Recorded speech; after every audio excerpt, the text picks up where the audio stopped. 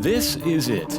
It's the new Supra, the car that many people, including myself, have been eagerly awaiting for the better part of 2 decades. We're all going to have to wait a little bit longer to see what it looks like without all this camouflage on it, but I can at least tell you what it's like to drive, because that's exactly what I just finished doing.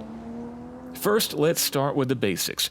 The new Supra shares many fundamental things with its predecessor, including a front-engine rear-drive layout and, up front, a 3-liter inline-6 motor.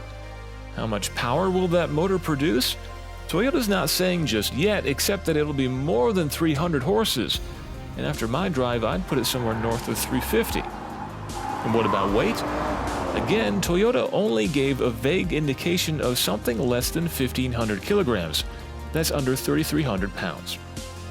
So I can't share much in the way of numbers, but we drive cars and not spreadsheets. And after my brief time in the saddle of this machine, I was left with a very good impression indeed.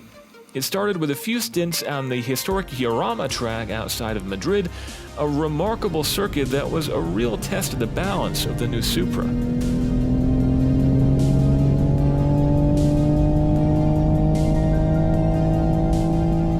Here the Supra was impressively balanced and neutral, but far from a hard-edged race car. And if that's what you were expecting it to be, remember that the Supra has never been the bonkers hardcore racer that you remember from Fast and the Furious or Gran Turismo. Sure, many tuners made them that way, but the Supra on its own has always been more of a sports tourer, and that doesn't change here.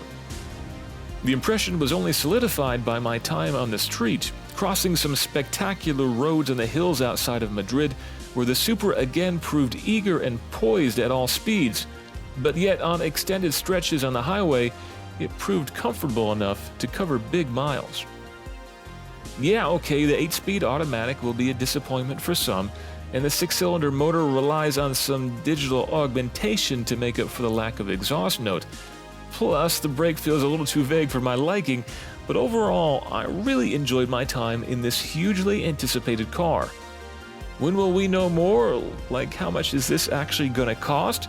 Well, Toyota says the wraps will be finally pulled off Supra sometime in the first half of 2019.